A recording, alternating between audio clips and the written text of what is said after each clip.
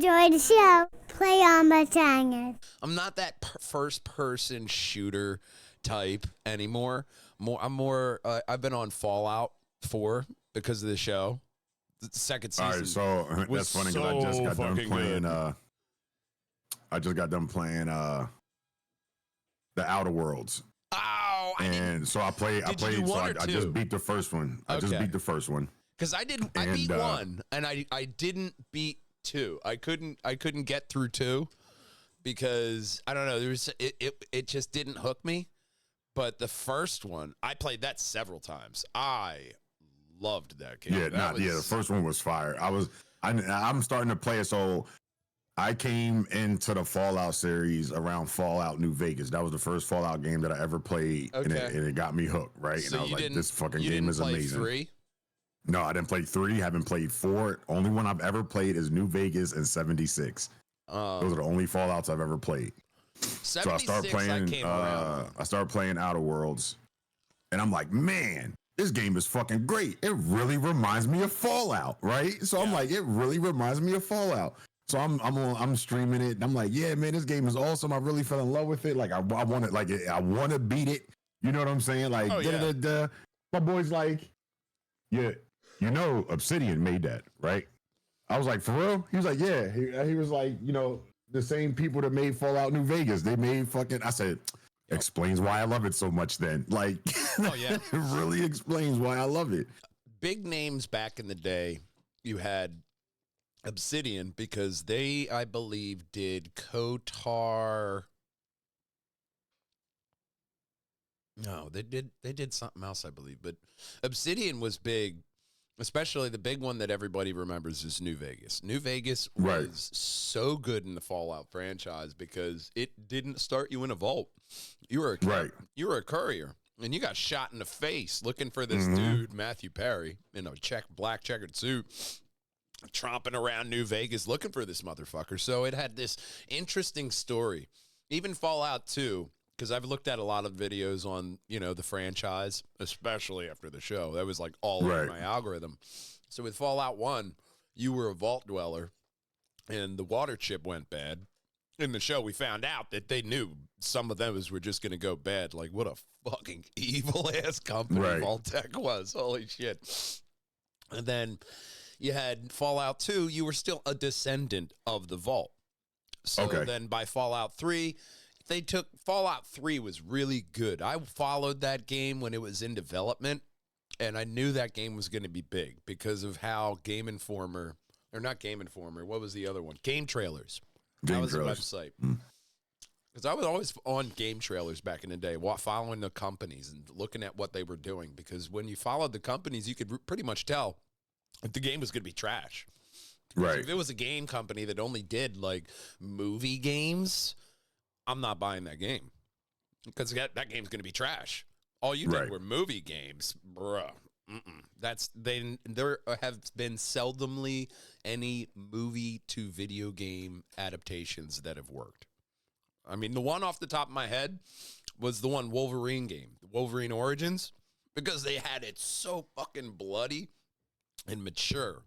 It was visceral just because you looked at the graphics, and when your health bar was healing, Wolverine was healing.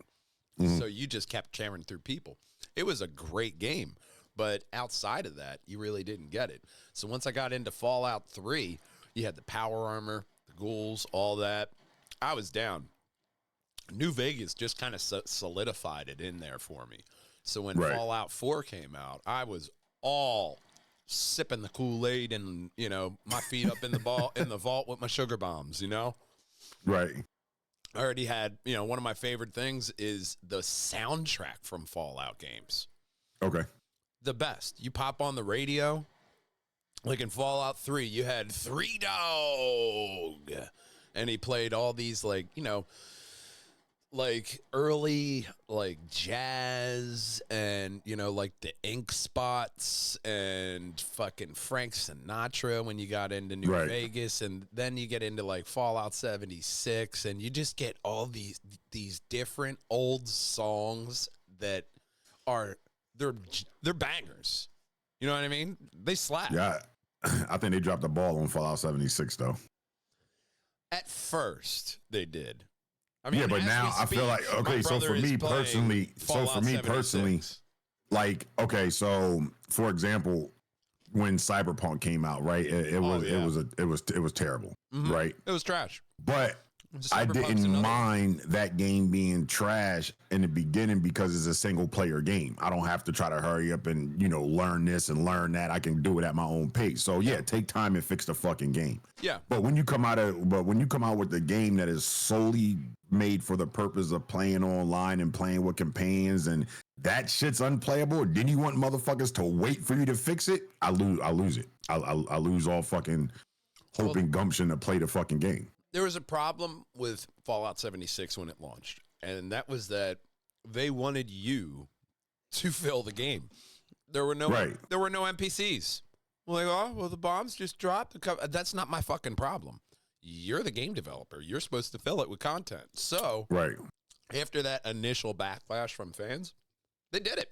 They fixed it.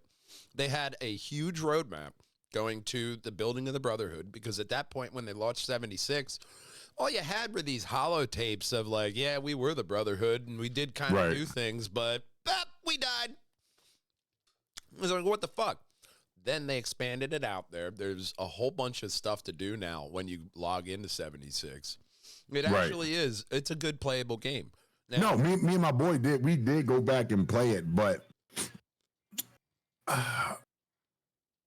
the way my brain works, if I don't get a dopamine hit playing the game, it don't last long. You know what I'm saying? Like, I'm not one of those gamers who can be like, well, I hope it get good. If you don't hook me in the first fucking 45 minutes to an hour of playing it. Yeah. Did you? It goes back in my fucking inventory, basically. I liked certain things about Fallout 76, but really what brought me back to playing Fallout 4 was that I never beat the game. And I kind of know where the story's going. I know, I know the big, end, the big ending with the son, because he's all over the internet. How could I not? Right.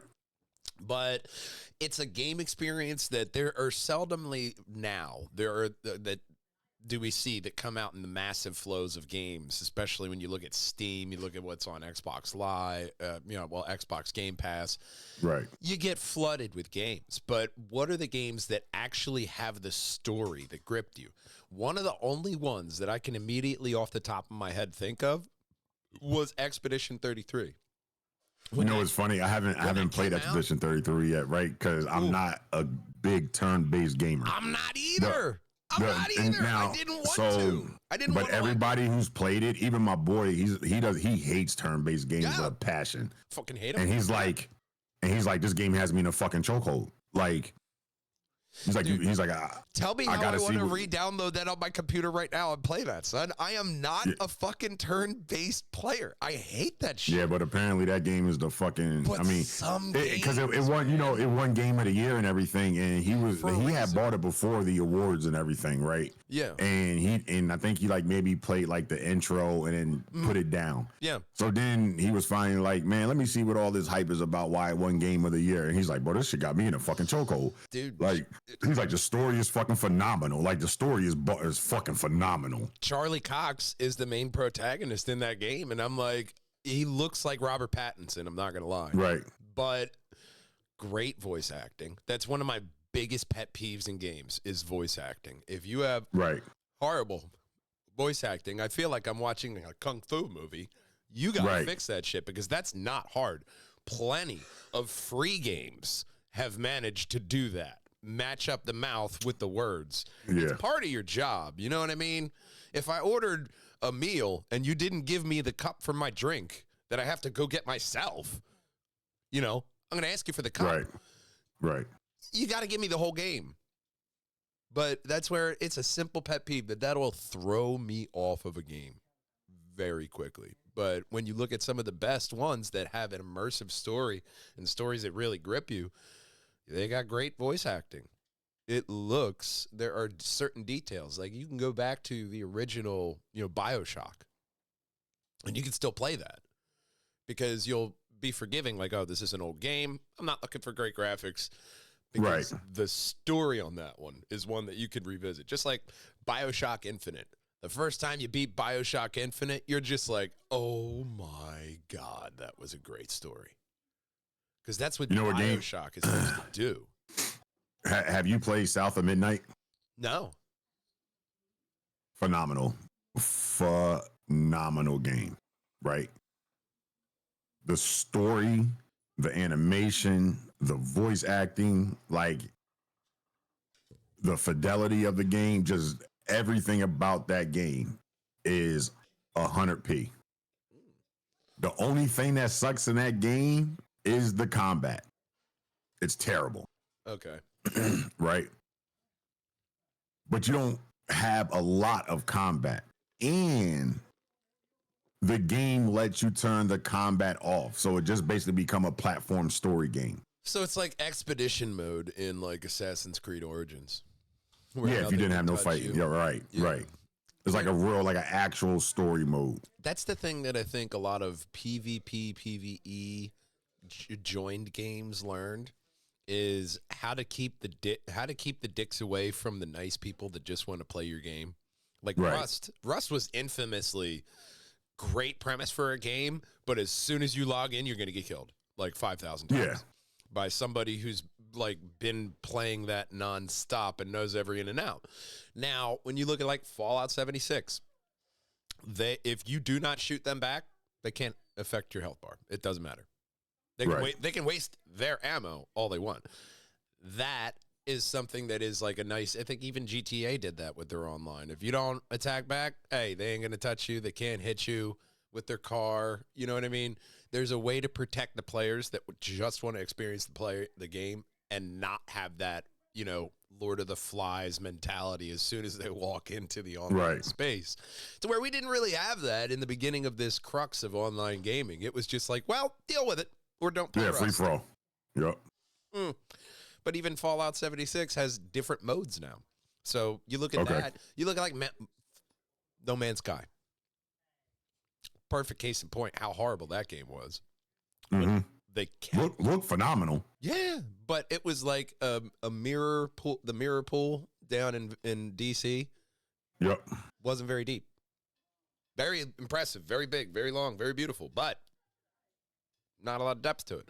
But they added that in. Now that's there's like a class of games that have just kind of focused on improving themselves, because you have these life service games, the ones that you have to log into, you get rewards. They tell you, daily rewards if you keep logging in, you know, and they try to do different things to entice the people to keep coming back.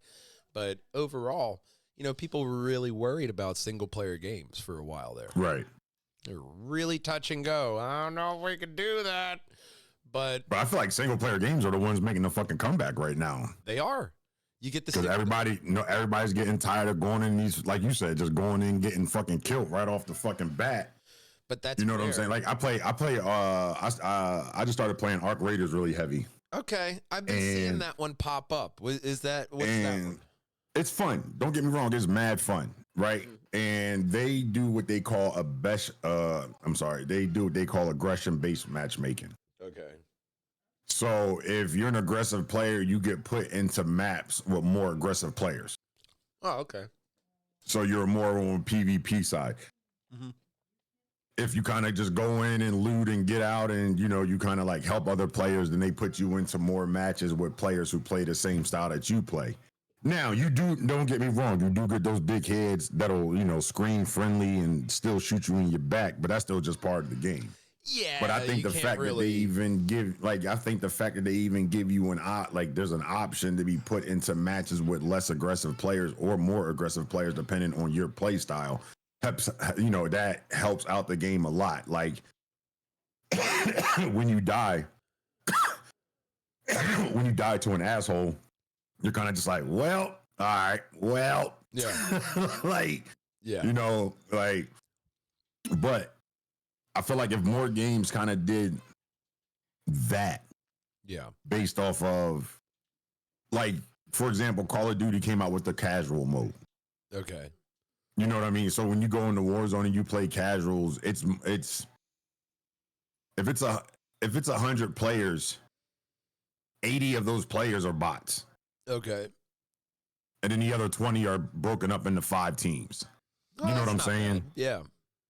So it's a more casual experience. Yeah, you are shooting, running and gunning, but you're shooting bots basically. So it's a more casual experience. Right. And then your actual gunfights, because the bots are more prone to come at you, you're shooting more. So now when you're in an actual gunfight with a person, you're already kind of like warmed up a little bit and it don't seem so ass. Right. Whereas you drop in and you're getting shot out the fucking sky before you even hit the fucking ground, Yeah. The sky thing, man, that really took me for a loop, how many people would add the sky thing in there. Like, I mean, what happened to just randomly spawning someplace? What's wrong with that? Why do we all got to fall out of the fucking sky? Yeah. But it's not needed. You know what I mean? And if you let me fall out the sky, you should give everybody a fucking buff until they hit the ground. Yeah. Or something, like now, don't get me wrong, they did take out the fact. So in the first Warzone, when Warzone originally dropped it back in 2020 during COVID, if you could cut your parachute in the sky, pull out your pistol and kill motherfuckers while you're falling. They took that out. Right? They took that out. Yeah. So now you can't kill nobody until you hit the ground, but you're still falling in and you kill somebody. I'm just trying to land. Yeah. Like, yeah. So then you're in the sky and you're so defenseless. Yeah. You can't do nothing. Yeah. You should be able to at least defend yourself. I mean, let me land. Let me land. Give me a 3-second overshield. Even if you're like a fucking, if you're a sniper, you're going to be picking a high point anyway. So why not just let me fucking snipe while I'm going down? Right. There's different things that they do to kind of nerf things, and they have to do the course corrections. That's one of the biggest pet peeves when I did play any kind of game like that. Is I'd get into a character and then they would nerf my character, and I'm like, why don't you just chop off my fucking balls? Well, see, the thing with Call of Duty was they had that skill-based matchmaking shit and the problem was the skill-based matchmaking turned into fucking per-play matchmaking. Yeah. So if I'm fighting a motherfucker, I might not even be a good player, right? But if my movement is a little bit better than his, or my shots are a little more on point than theirs, they'll nerf me in the middle of a gunfight. Yeah, nah. And you're like, bro, I hit that motherfucker with 60 fucking bullets. How did he win? Yeah. That's because they nerfed you. They put more boom into your shots, or your shots don't hit as hard now, or your shots look like they're hitting on your screen, but on their screen they're actually missing them. Yeah, you know what I'm saying? I'm at the age to where if a game sounds like it'll infuriate me, I'm just not gonna play it. You're not gonna play it? I'm not gonna play it. I'm not gonna raise my blood pressure. I'm gonna pop on an anime. I was just watching. Dead Account before we got together. I was watching Dead Account, which is a really, really great anime. Okay.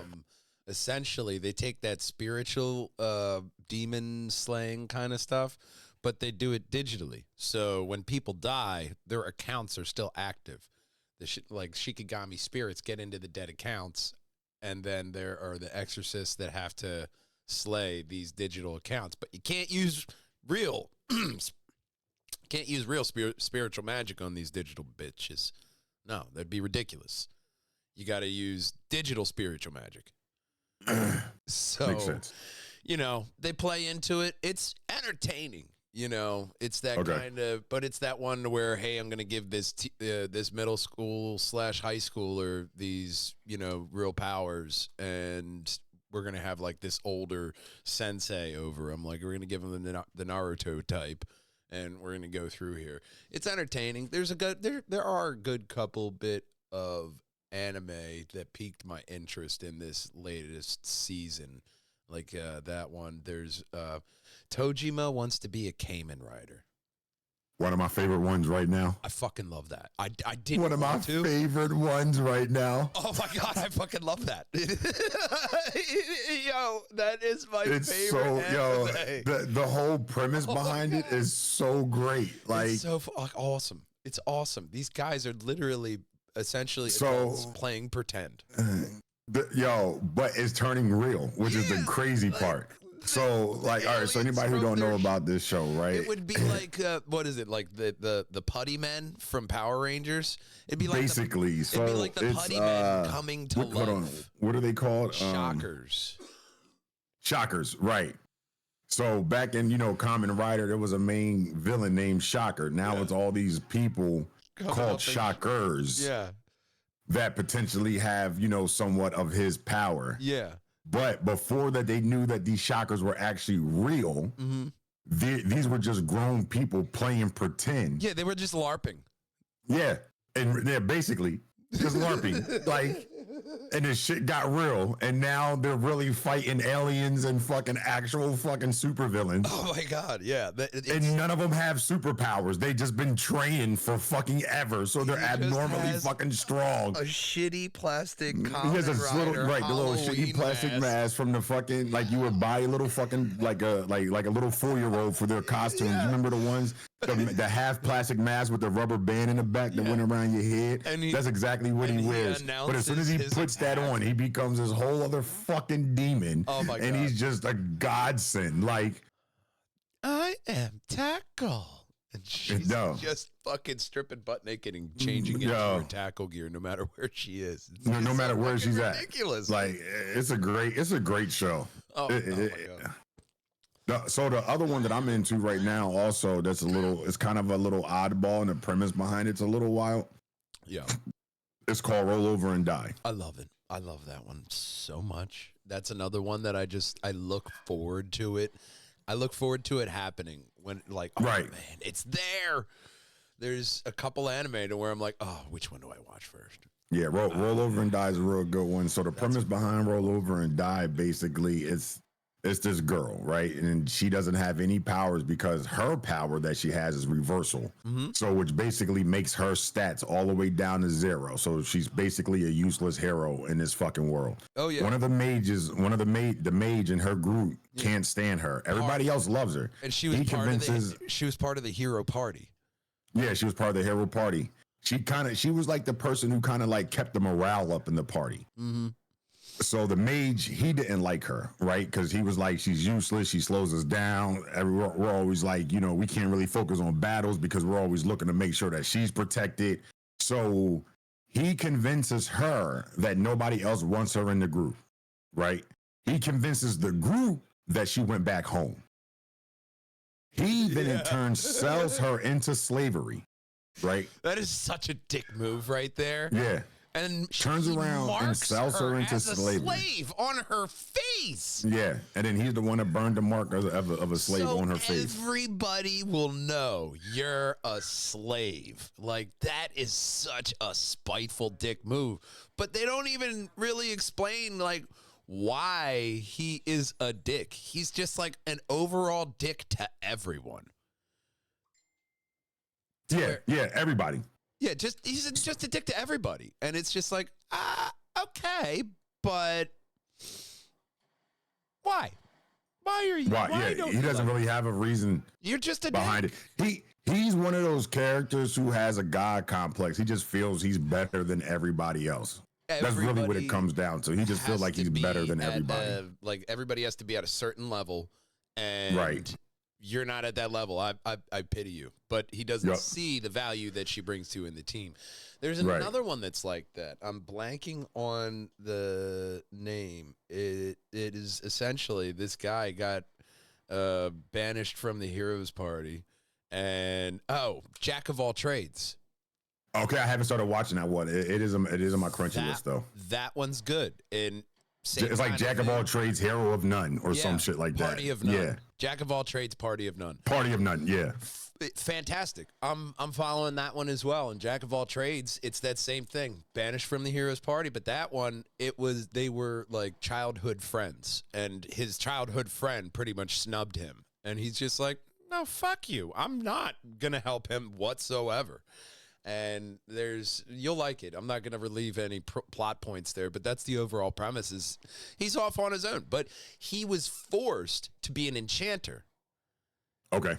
So he's pretty much good at everything, but he had to make his own kind of magic to adapt to the position of enchanter. So that's why he wasn't appreciated. So fill in this other person who is a more skilled enchanter, and they're not picking up the slack that he was. So it's that same kind of theme. Okay. But I like how both of these anime are not isekai. Right. Oh, I'm isekai'd out. And look, we're at that age of like, these are those characters that are getting offed in the real world and popping up into a magical world. And I'm just like, I can't anymore. You guys. Well, that's like, so I did start watching My Need to Be an Assassin exceeds that of a hero. Yeah. Right. And it started off really fucking strong. Yeah. Right. Started off really strong. And now the only thing that I kind of had a gripe with when it did start off, okay, so the premise of this is these kids, it's a whole nother world. Boom, these kids are sitting in the fucking classroom, nothing's happening. This other world summons heroes and pulls all these kids out the classroom. Bam, they're in the new world. Yeah. All right. That's essentially how it comes on. Yeah. Nobody questions this new world. No. Right? Threw me off from the rip, right? From that threw me off a little bit. Nobody questioned anything about this new world. They literally got into this new world and they're like, yeah, you're heroes. And all the kids were like, yeah, we're heroes. You fucking right, I am. Goddamn right, I'm a hero. Like, and they just went on this fucking mission. Like, there was not, it was so, like, it was literally like, use your imagination. Like, see, but the one that really got me was Rise of a Shield Hero. Fucking love that one. Okay. That one, and there was another one like that, to where it's gonna bug me. Asifwara. It had a weird name like that. Character had like white hair and like a mech arm. Essentially, he was he was summoned to another world with his classmates, but they abandoned him. He like got spiteful character, friend, classmate. Makes it so he falls down into a pit that's like further down in the dungeon. Right. So they count him off as dead. He ends up eating like monster meat and getting OP. So then when they run back up to each other, they run back into each other. He's just like, no, fuck you guys. You left me for dead. You left me for dead. The fuck? Meanwhile, he has like 112. This is that weird Japanese shit where it's like 112-year-old woman, but she's a Lolita. So she looks like she's 11. Right. So it just looks like you're a pedophile, but she's really older than everybody else around you. Right. It's a weird trope they have in anime, Matt. I'm very concerned about the Japanese people, at least in that aspect. More concerned about the Japanese people than my dog barking at the coffee machine right now. Yo, so did you hear that fucking London or England or UK? The UK, we'll just trump it under the UK. Oh, I just saw your dog pop off the bed there. I didn't even realize one of your dogs is there. The other one, he right here. Oh, he's still sleeping. Yeah, there you go. Oh, yeah. There you go. So the UK is actually talking about banning any type of anime with any childlike characters. You know what? That's not bad. Anime has done its thing on censoring itself, and it was like, oh, we'll change blood from red to white. And you're like, no, don't do that. Don't do that. So many suggestive scenes. You just have to pause at the right point. Right. You have a meme that won't go away, and that's the way it is. But, I mean, so I don't think that's a bad thing. Yeah, but I don't think for a lot of us,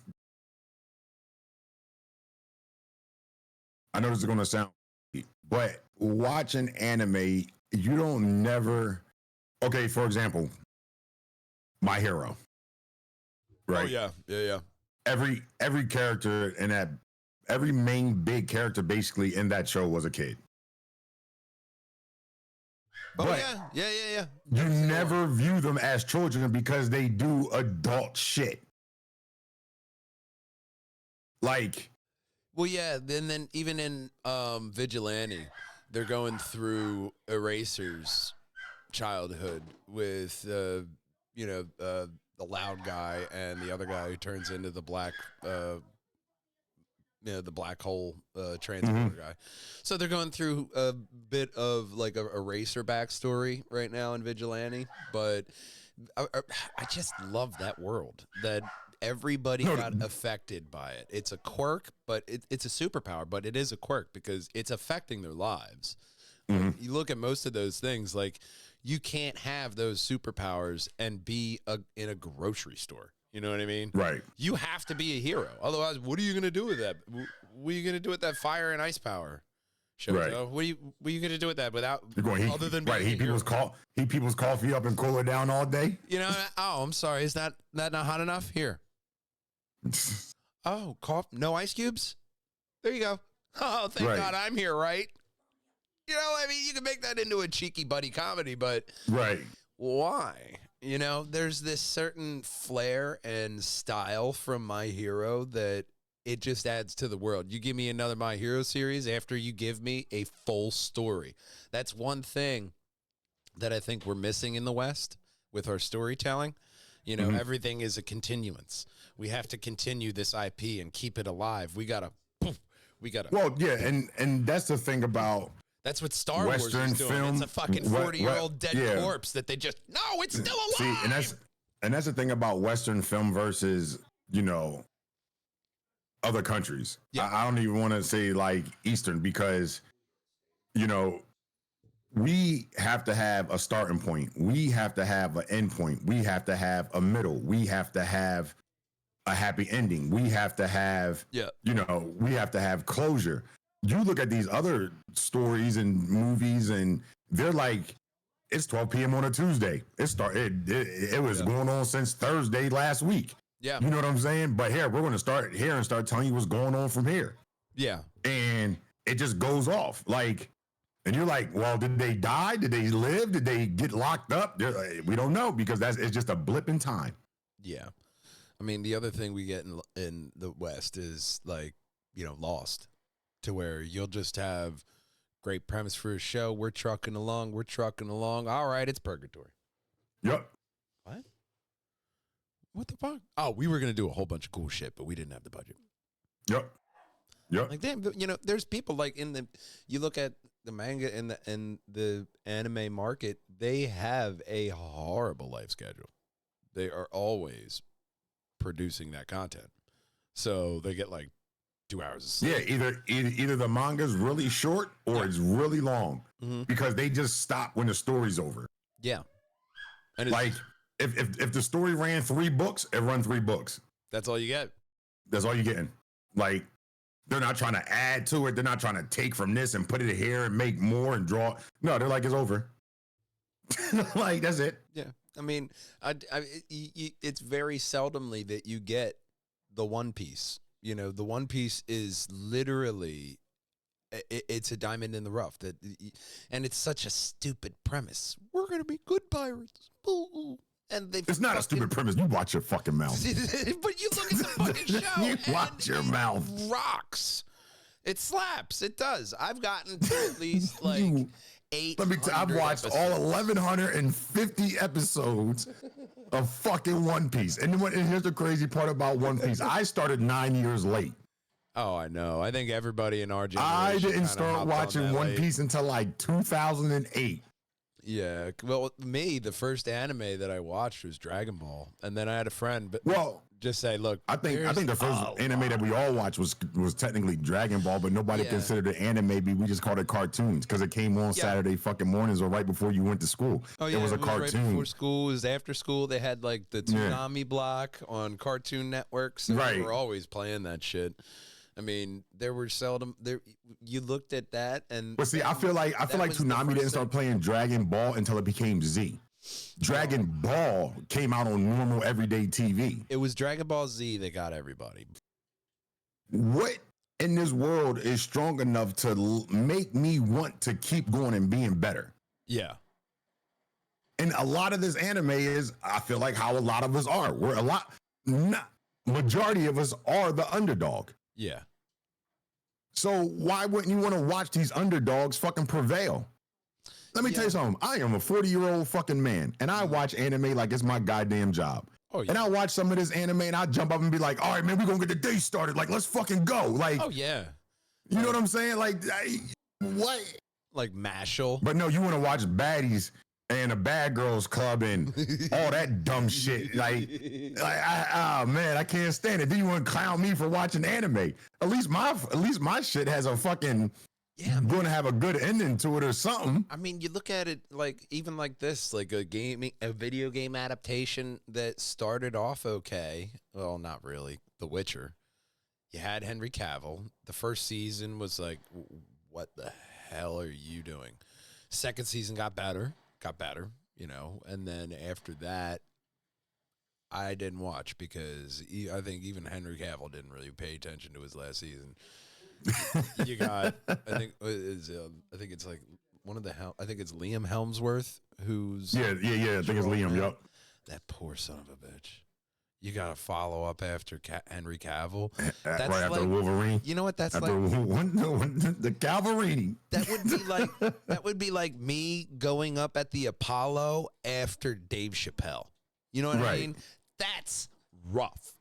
Right. You can't follow that up. It was Henry Cavill. That man is like some kind of nerdy golden goose over there in the corner for these nerds to worship. Anything this man, but it's like because he builds his own PC, they just love everything he does. I mean, he was a because it's like I feel like you know what Henry Cavill is to nerds. I feel like Henry Cavill is what every nerd technically wants to be.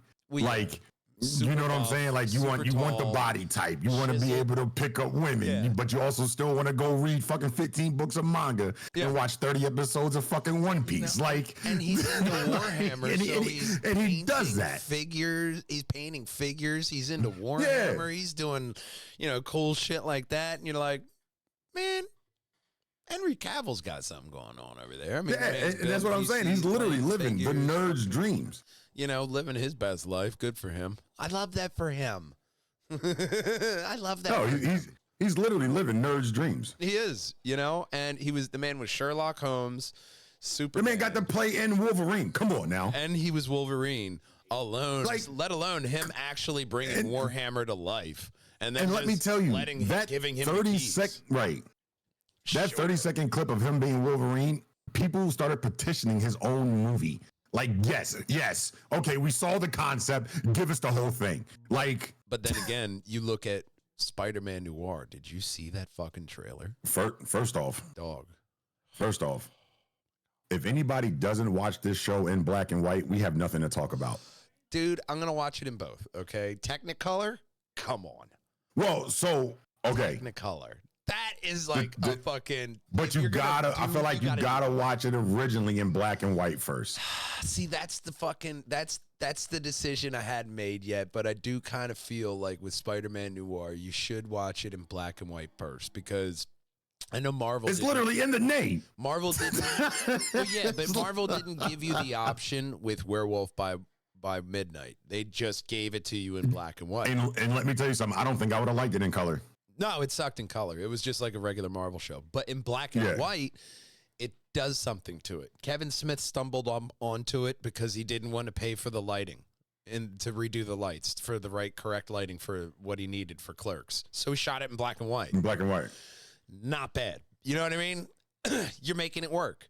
But when you use it as an actual addition to the piece for an artistic flair. It's like the black and white becomes his own character. Yeah, this is noir. It sells that because you're only getting white, black, and gray. So it adds to the nostalgia. You feel like you're watching a period piece in time. Like, oh, this is something that has always existed. Nicolas Cage has had another one of those Henry Cavill kind of careers. He was Superman. He was Ghost Rider. You know what I mean? Now he's going to be Spider-Man. And he was the animated Spider-Man Noir. So now it's that fan casting. We love him. We want him in this role. Now he's got this whole, I think it's 8-episode series coming out on Amazon with Spider-Man Noir. Right. And that all came from just doing a voiceover. I mean, I saw one thing that said they're going to have Man Spider in it. Oh, that's cool.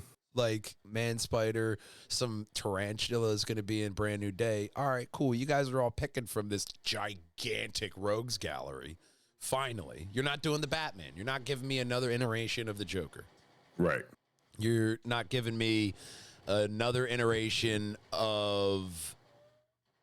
Right. You're not bringing out main characters. You're bringing out these side characters, but in comics and stuff, they had a real impact on the main characters. So, yeah, give me that. Give me that all day. I mean, it's not like there aren't good shows out there that people are producing. It's just that I think, especially with Marvel and DC, they're kind of lost in their presentation of what they're going to do. I mean, Wonder Man. Did you check out that one? I haven't watched that one yet, but I heard it's fucking phenomenal. It is a great piece, but we didn't get a lot of action. We got a lot of character building, and that would be my one critique of the series. So it was like Luke Cage. Yeah, it was like, hey, this is Wonder Man. He's an actor. Here's Trevor Slattery. You wanted more Trevor. And here's the thing. I do really love Trevor Slattery's character more after that show. You know, he was kind of like a one-off guy. You got a goofy character here. This build his character more, and it shows us Simon Williams very well. It shows us who he is as a person. Yeah, he's got this underlying secret that he's trying to keep away. So it does have its it has its good points. And it has its good things that it does for world building in the show, especially with damage control. You're bringing back these damage control characters so people can go back in the movies and go, oh, shit, you were right there. Oh, okay, so this was a thing. You know, it revitalizes what they're currently doing and where they're going. But, you know, like we're going through a watch through of the Marvel stuff now, and we're on Loki season 2. What they did with Kang was a big fuck up. I ain't gonna lie, I'm probably never gonna go and watch Loki season 2. I haven't finished the first Loki, and honestly, the only reason I haven't finished it because that was the last show that me and my mom was watching together before she passed. So it's really hard for me to go back and fucking watch it. Yeah, I get that. I mean, but here's the thing: they set up Kang so well, and they had Victor Timely. They had him in multiple projects. Then the allegations came out, and they pulled back. You were doing a multiverse. And you put all your apples in one basket of having every single version of Kang in the multiverse besides one reptile, this guy. And that's where you went wrong. You could have had 7 different people cast because it's the multiverse, and you could have just went on with your Kang plans and then still gone into Doom. Yep. And then it would have made sense instead of like, all right, he just fucked off. And it's like, all right, well, okay. So you kind of wrapped it up with the end of Loki season 2 with, you know, how Loki gets into be the king of stories. Okay, so you have a nice little, yeah, I guess he defeated Kang without really defeating him. Okay, so you're just gonna glaze over that one and I'll just ignore everything else. Okay, well, you know, and this is where I think they're really gambling on that big event. They want that in end game, and the one kind of, it is a rumor article that I saw, but I wanted to float it by you. Of what do you think? How long do you think Disney is going to hold on to these properties that aren't really giving them that gigantic return? Marvel and Star Wars are not really bringing in a lot of money. That's why we're not getting series. Okay, so here's the problem with that. Well, here's what I think would happen with that. Streaming Disney stabbed them in the back. And Disney fucked that up.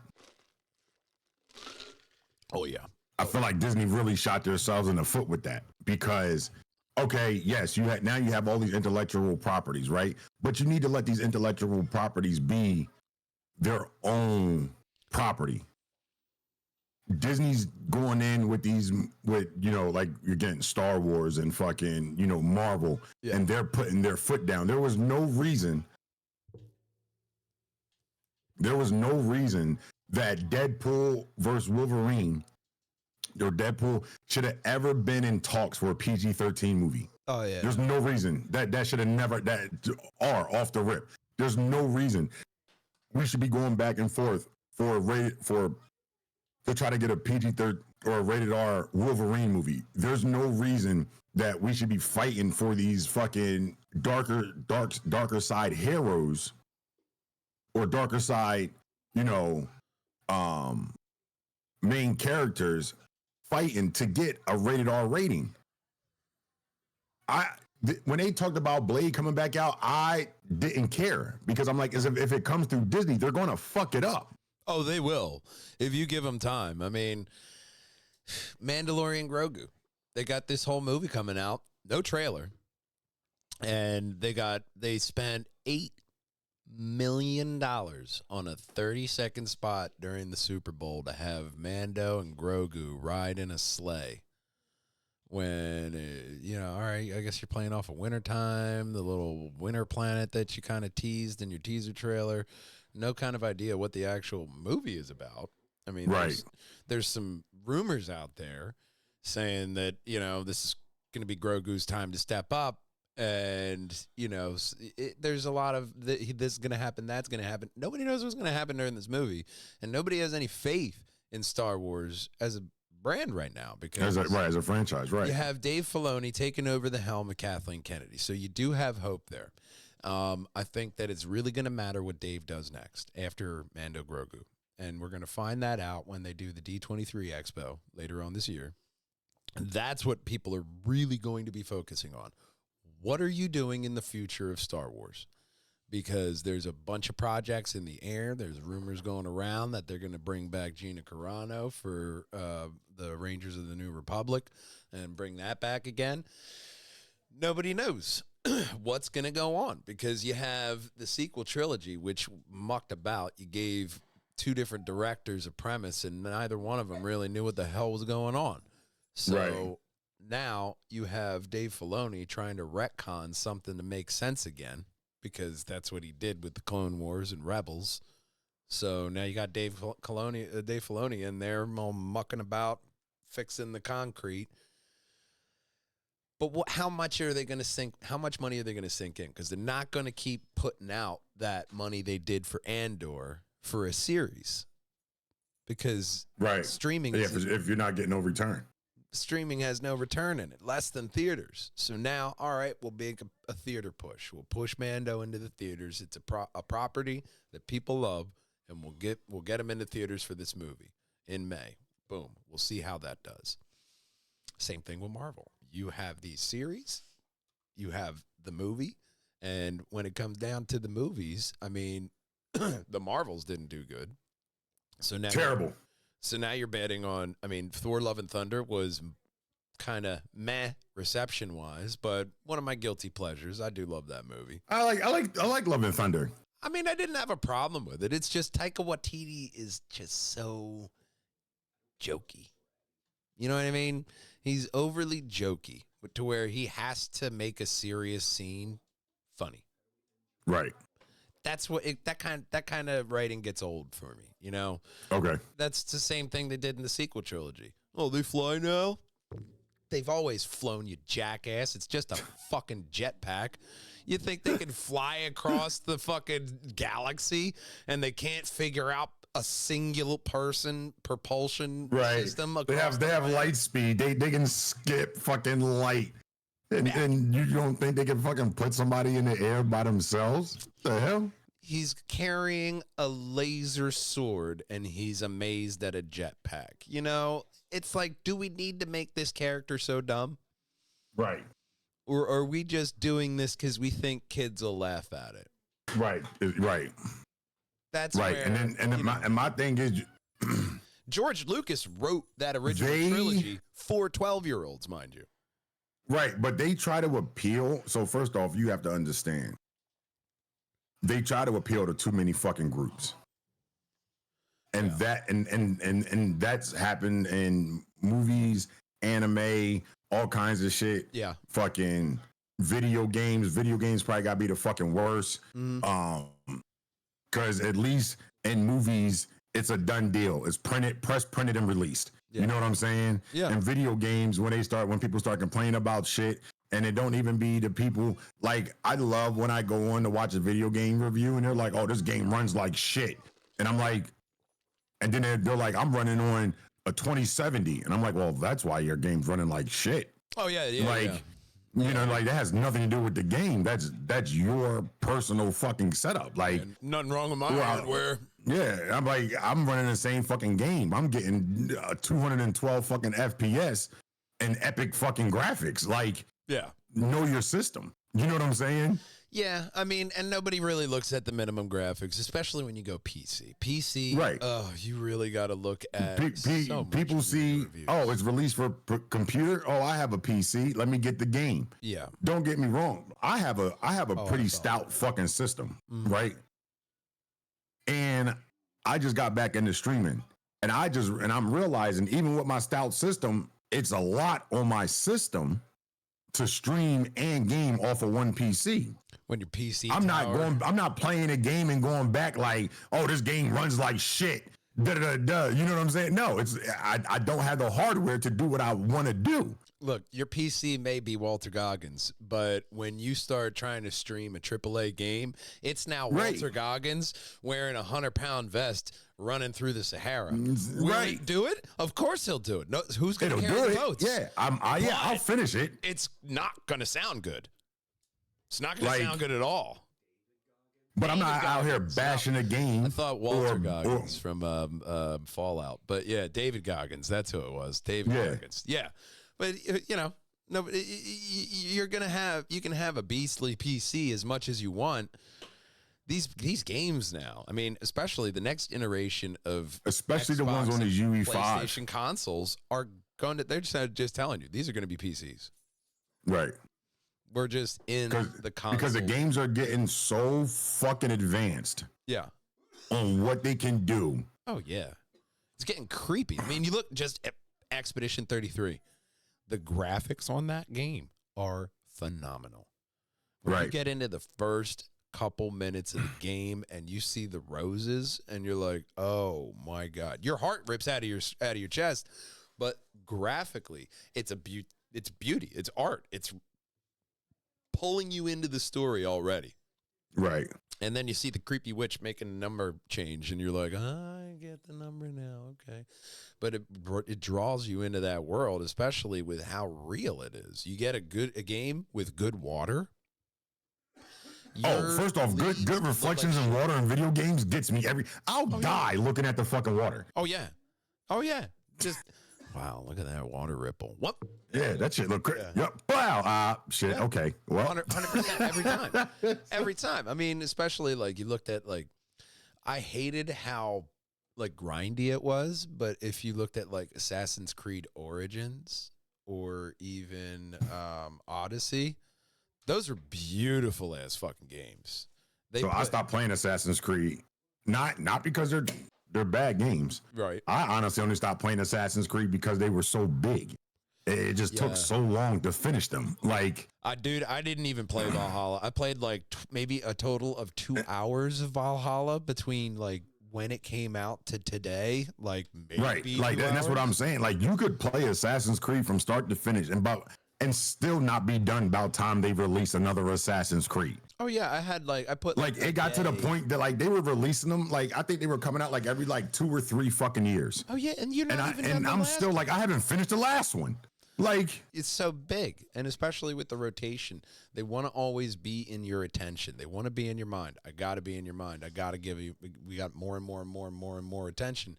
But when you look at it, I mean, nobody is really going through games like that. You're going for the younger market, and yeah, kids have nothing to do. They'll put 100 hours into a game like on a Tuesday, but there are other games for that. You don't have to be like putting out games like that, you know? I mean, especially then when you hear out all these game companies, their workers talking about how horrible their life conditions are because they never leave work. Right, they never leave work. Right. We're not even playing a game like that, bro. Why are you locking these people in the office? But they're doing all that just for the game to come out and still have to be patched. Yeah. Day 1 patches. And you're like, all right, well, could you feed Josie in reception, please? She's looking gaunt. You know, it's just like that is so fucking true though. Like, I was telling my buddy the other day, I'm like, yo, it's crazy how we just become accustomed to day one patches. Like, you're paying now we're paying $80 a game. It went up again. It's $80 a fucking game, and that's base price. $100 for the fucking special edition. Right, right. You're talking $120 for the special edition. Like. Yeah, I don't care. So I'm paying $120, and if most gamers are like me, we don't even get the base version. You might as well just go ahead and get the motherfucking deluxe version. Dog, so you're paying $120 a rip per fucking game. Then they're either you or they're me, because I am thrifty. I am not buying no legendary, no special edition. I don't care what you put in there. You could have Batman's rotten raw real head. I'm not touching it. I don't want. See, and I'm the opposite. I buy the special editions all the time. I don't want that price. I don't want that kind of stress on my life. No, thank you. Especially if it's like, I buy, especially if it's like, oh, don't let me catch a special edition on sale either. Yeah. I'm all day. I'm the fuck. Oh, you can get this one for $14.99. Yeah, but I can get everything for $30. I'm just gonna wait for the fucking thing to pop on Game Pass, and then I'll have the Game of the Year edition with all that DLC. You know, I can't play the wait. And it's hard for me to do Game Pass games because essentially they run them off the fucking cloud, so you don't even get the same graphical settings that you get if you bought the game from Steam or Epic. Oh, I know. I'm playing Fallout 4 on my Steam account. You like, and I don't even think people know that. Like, you don't even get the same graphical settings you get on Xbox Game Pass that you get buying the game natively. To the point when I logged into 76 on Game Pass, and the graphics were just, I couldn't do it. So I went back into my Steam account, and when I went into 76, it's like, hey, we'll boost you up to level 20 right now. I'm like, oh, cool. Pick a combat one. And I go off playing, and I'm like, I can't do this. So then I logged into Steam, and I was at like level 8. And it's just like, all right, get going, bitch. Right. And I went. And I'm now like, I think it was like level 20 or something by the time I switched over to back to Fallout 4. But it's when you get those games with a good finished product from I paid for it, and now let me go back and revisit it. I'm happy that I can go back into Fallout 76, you know. Right. Same thing with an anime. If you have a good story, I can rewatch that. I'll sit down with the First Lady, and we've started watching. I've watched My Hero. I've watched Solo Leveling 6 times already. Both seasons. Yeah, that's another one I'll go through. I haven't gone through that one again. And every time I'm sitting there like, come on, Jinwoo, get him. Get him. Like, and I already know what's happening. But it's just such a good fucking anime. Yeah, Jinwoo is that ultimate OP character. And that's another one. It's not isekai. It's bringing that premise into the real world of a video game in real world. He has this secret map of a menu popping up in his face, which is different from like Sword Art Online, right? To where it's like, oh, everybody has that menu. He's the only one that can see this menu and see, like, hey, if you kill 90 of your classmates, you hit this objective. And you're like, well, I really could do that right now. But I ain't really like none of them motherfuckers anyway. What is the offshoot of that? You know, and the upgrades, and I don't even care if this is a spoiler alert, but one of the First off, it's been out forever, so you haven't seen it yet.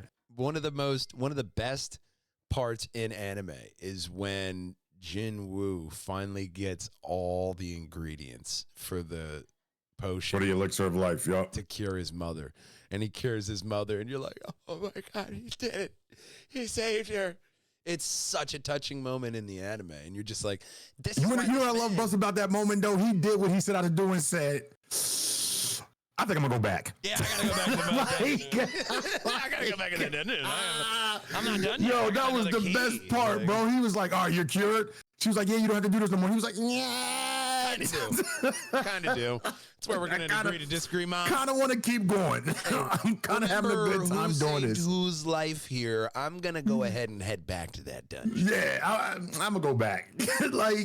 But then again, like, once again, it's like the Shoto thing I said before. What else are you going to do? Right. It's not like you're going to go be an accountant now. Right. You got all these, because all you have now is fighting skills. So you can only do one thing. What are you gonna say? You got to be a dungeon crawler. You know what I mean? What are you gonna do? You could be a miner, I guess. Go Go pick fucking nickel or cobalt. Plenty of those. Yo, so help. Question real quick, and it's a little bit off topic, and the only reason I want to ask this because I'll forget. What do you think about changing the podcast name to Mats and Hats? Mats and Hats. Well, I think you need a hat. No. So the premise would be we would still talk about what we talk about, but when we do it, we would just wear different silly hats. It'd be Mats and Hats. Wow, that sounds. It sounds like it would get expensive after a couple episodes. Like having to get. Well, we don't do it that often. I feel like we could go on fucking. I mean, we could get like costume hats, like little $10 little foam hats and shit. Like it ain't gotta be nothing crazy. Man, I got at least like 2 masks and 2 different hats. Well, 3 different hats. Yeah, so like we go on Amazon. You know, hold on, let me see. Let me go on Amazon real quick right now. Just so we can get just a big. I'm gonna just type in silly hats, like okay, and see what they run.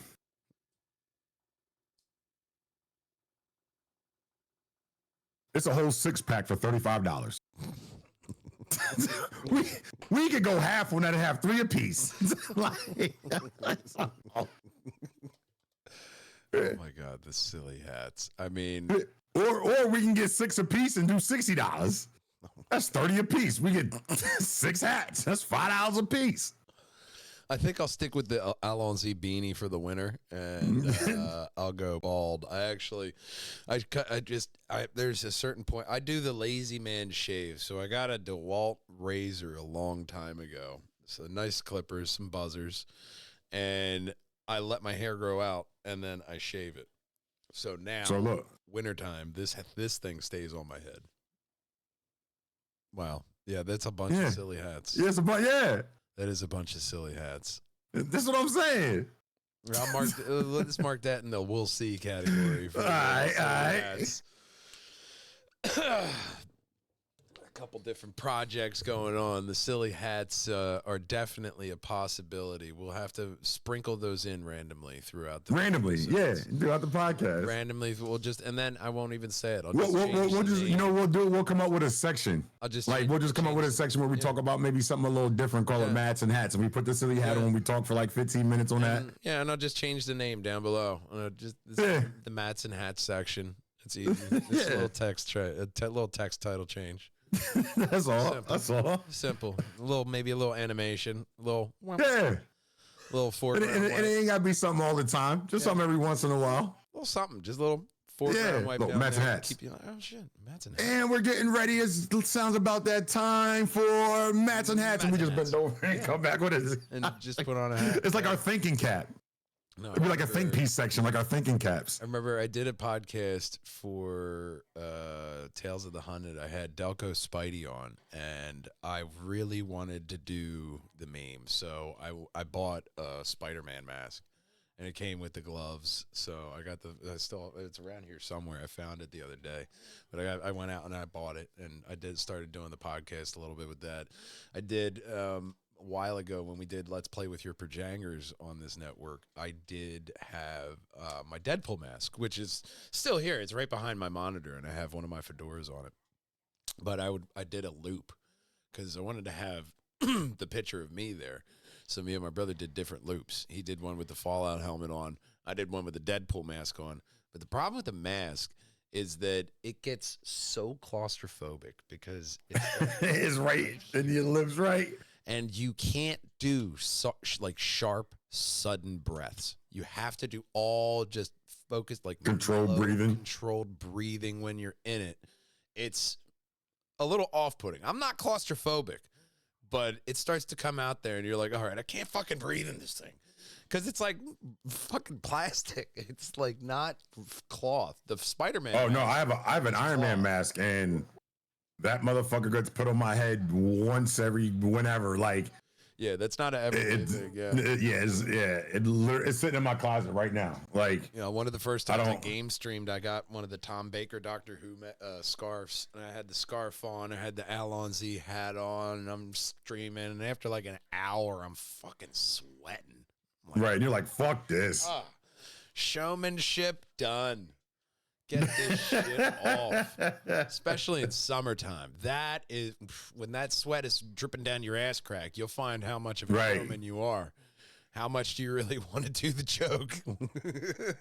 When I'm about to get 23s. I'm about to get like an old Roman robe for my stream and wear it for like old Jesus, like an old Jesus fucking costume and wear that shit. We'll see how that go. With the but yeah, no, it was just food for thought. It was just food for thought. With the new Game of Thrones show out, the Night of the Seven Kingdoms, there's this one guy who's doing the breakdown episodes, and he bought like this fucking weird costume, and he's dedicated to wearing it every time he does the breakdown. And these are like half-hour fucking 40-minute episodes that this guy's just wearing this like half elf costume. It's like a little white button up with a fucking sash around the side. He's got his headgear on. He's like, I really hate that I did this outfit. Oh, I know, bro, but you are committed to the fucking gag now. You got to do it. You can't not do it now. Everyone, imagine all those comments. That's when you don't get any comment on a fucking episode besides the episode you didn't dress up. You didn't dress up on. Thousands of fucking people like, what happened to the fucking costume, dickhead? You're like, oh, God. Yo, yeah, I ain't gonna lie, that type of shit pisses me off to no extent, because I had people hit me up all the time like, yo, when you gonna do the bop? When's the bop coming? First off, when I was doing the fucking bop, where the fuck were y'all? Oh, yeah, when you stop doing it, they're gonna be like, hey, man, what happened? Yeah, what happened? If you don't watch the show, I'm not gonna keep doing it. Yeah. You know, it's just... You're not interacting. I am not gonna keep going. Like... It's simple business. Like, I'm not going to keep doing the show if you ain't watching. I got people watching over here, you know, but that shit cracks me up all the time. Yeah. I mean, podcasting though, it's just natural. It's two people conversing. It's easy to do. It's more for the fun of it. That's what I always tell people. If you're doing this for money, you're in the wrong business. Yeah, do it for fun. You got to do this for fun. And that's the same thing with gaming. You're doing it anyway. Might as well have some people watch, have fun. That's what my original business partner, that's what it started off of, is he was having so much fun with his friends playing games. He was like, we got to fucking record this. Right. And then it evolved into podcasting. I just picked up on podcasting because I love being behind a microphone. But that's where, you know, you have so many different kind of podcasts out there now and so many different people just spamming you with fucking memes. You got that one too. Oh my God. Yo, talking about podcasts, did you see the video that I sent in the group chat? I didn't. No, I missed that one. Oh my God. Yeah, that chat gets a little bit off the chain. Off the rails, yeah. A little bit off the rails, but so you remember Byron? The name sounds familiar. I know that name. Short, round, little black guy. Yeah. So apparently he was doing a podcast like a couple of years ago, and that's the video that I sent because our good friend Mr. High Yellow sent it to me. Oh boy, of course he did. And he was like, "Yo, is this?" He's like, "Is this Byron?" And I was like, So I started looking at it, and you know, he looks older. You know what I'm saying? I haven't seen him in years. He looks older, but you know, people have mannerisms, you know, they don't get rid of. Yeah. So he started like sitting in the chair doing certain things. And instantly I was like, yup, that's him. Yeah. Right. So I'm like, yeah, that's him. So then they start talking. Oh my God. Lucky. I don't have any of his old podcast off the jump. Okay. Cause me and Teddy been podcasting since like 2013. Okay. Oh yeah. Back in the day, my first company, I remember picking Teddy's ass up in Oxford, driving down to Newark and fucking doing a podcast with him way back in the day. He's lucky I don't have any of that footage, man. I would insert that right here. That's where I would go. I'm not even going to talk about the rest of the podcast. I just want you to go back and watch it. Oh, I definitely have to watch it. But yeah, no. The first comment underneath the one says, and this is the reason that some people should not have podcasts.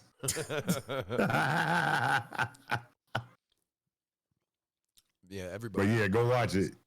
Oh, I'm gonna scroll back up and find that, because podcasting, I think it's something that everybody tried, and then everybody just wants to forget that they did it. Right, because it didn't work. Yeah, I mean, that's just anything. People dropping out, people just finding something else. You got to find out what you don't want to do in this life. You know what I mean? Facts. I 100% agree. 100% agree. Yeah, I'm just shit. some people are going to find that out about being a game developer or being in film. You know, Yeah, this is never mind. You know what? This is not what I thought it was. Yeah, like, you know what? I think I'm gonna hang it up. It's like, I feel like it's like those people who watch TikTok videos and watch somebody install a fucking floor and be like, I could do that because they did it in a minute. You know what I'm saying? I'm not gonna lie. No, this is movie magic. I've been down that rabbit hole though. I found this one video series of this 40-year-old guy watching people. Watching people. He was like a expert veteran carpenter, and he would watch people renovate homes, and that was the video. Fascinated me. And he was just like a nerd about it, and he was like, "Oh, see that," and he would pause the video. See, that's beautiful because when you go up here with the buttress, and it'll counteract it, and he's going through every fucking thing like an expert carpenter would. That was the video. I fucking fell into it, and I was like, oh, my God, I feel like I know so much more about carpentry, but if you gave me a saw, I'd be like, what is this? What do you want me to do with it? Right.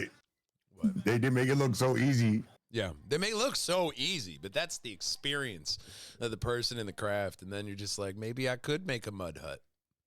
I mean, he just had like a little shovel made out of driftwood.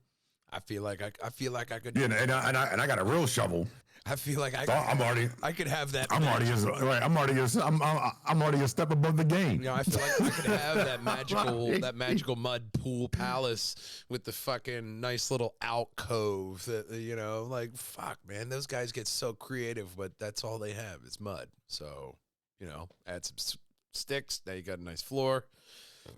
That's their mansion. You know, I mean, give me a piece of driftwood and say, make your home. You're going to find one dead mat man after a while. I'm not going to have that mud hut. But they made it look so easy. Probably my last word. But they made it look so easy. He scribbled blood on his this piece of paper next to him. I'm trying to tell you, that's me and my boy was talking about that shit the other day because him and his wife were talking about doing some projects to their houses, like once they got their tax money back. And he was like, but I told her, like, you know, like, let's get a list going and we'll pick, you know, we'll pick a couple of the ones, we'll do those. And he's like, you know, but we're not going to be, I'm not doing a million fucking projects, right? Yeah. So she was like, oh, well, you know, we can do this and do that and do this and do that. He said, did you just not hear what I said? I just literally told you I'm not doing a bunch of projects. Like, we can do, you know, he's like, because they bought an older house. Yeah. So every time they start doing a project, it's just not the project. It's repairing and then the project because you didn't know what was right. You didn't know what was wrong with it until you got underneath the fucking floor behind the wall. Yeah. You know what I'm saying? Now you're like, oh damn, this fucking whole fucking joist is rotted out. Now I gotta replace this. Like, yeah, so that's just how it goes, you know? Yeah, so she's like, well, we could just do the floors. He said, when has it ever been just doing the floors? Like, when has, like, I did the whole downstairs. In what room has it ever been me just doing the floor? Like, the different trials and tribulations that pop up with homeowners. And then her rebuttal was, well, I was watching this girl on TikTok. He said, that's your fucking problem. Like, TikTok is not the same. TikTok is a whole other bear. That's a whole other bear. I mean, even the first lady will send me some TikTok videos sometimes, and even I can't help it. You know, they're just, you know, there's something about that platform. They got it. Whatever they did, they hooked us. They got America in there, but it's another social media platform. It's not like it's going to go away no matter what they try to do. They'll just call it a different name. And then people will go on that. It's the same thing that they did. You know, how do you think we got Instagram? Right. Kids didn't want to be on Facebook with their parents, so they went over to Insta. Right. And Snapchat and Twitter and all that shit. So it's the toothpaste out of the tube thing. You're not going to really get any of that shit back. No. So we're just living with it now. But damn, we ended off on some real fucking sunshine, didn't we? First blizzard in a decade coming through, and we're just laying it down. Yo, it's not doing nothing out here. Yeah, not yet. It's going to start coming in later. First lady actually had to school somebody in Aldi the other day. He's like, we're only going to get like 7 inches. And she was like, no, we're not. They're calling for 2 feet. I don't want no more snow. Well, you're going to get it. Especially you're down south of me. Yeah, you're right in you're right in the corridor with us, son. You've been like 2 feet. And it's that wet snow, that heart attack snow. Oh, the shit that's going to after 3 shovels, you're like, fuck this. like maybe we can just be okay with snow. Like, maybe I don't have to do this, but you do. I'm lucky. One of my neighbors. You know what the problem is? It's never really the snow. No. It's always the fucking ice that comes with it. Yep. It's always the fucking, like this last one we had, bro, out here, and because we're right on the cusp of like the fucking shoreline and shit. Yeah. So when other people get snow, we wind up getting freezing rain. Yep. Or when other people get fucking rain, we get snow. Like that. So like I live in like that type of dumbass weather band. Mm-hmm. The ice was so thick. Now, just to give y'all a little fucking heads up on the weight, okay? My one dog, the one that sleep back here on the bed, he is 110 pounds. My other dog is 98 fucking pounds. I am 320 pounds. And we all walked across this fucking snow without a single imprint. Or it even cracking. Because the layer of ice that was over it was so fucking thick. Oh, yeah. That was the bitch of, like, cleaning off my car after that snow. Oh, my God, bro. Some of it was still solid. So some of it, you'd be standing on the ice, be like, all right, this is easy. And then other ones, you're like, and you keep falling down into it. Yeah, I'm not a big fan of snow, but, you know, we don't have to really worry about hurricanes. That's kind of a trade-off there, you know? We got the Appalachian Mountains over here. Like, that's what I found. My best thing ever was we were driving up to Pittsburgh. It was, you know, Picasso painted the sky. Okay. Van Gogh, artist painted sky. Beautiful. Blue sky, barely a cloud. We're going up over the mountains. And then as soon as we get over the mountains, we get into a snow squall. Like blizzard conditions. I could barely see but like 100 feet in front of the car.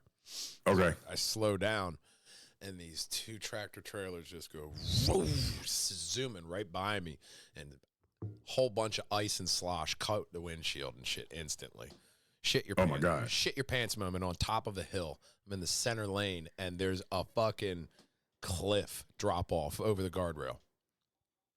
You know what I mean? So it's like that kind of protection. It's not until you go visit Pittsburgh that you realize the glorious protection that we get from the Appalachian Mountains. Right. Because it could be so much worse. We could be Pittsburgh. They have to deal with snow all the time. We luck out.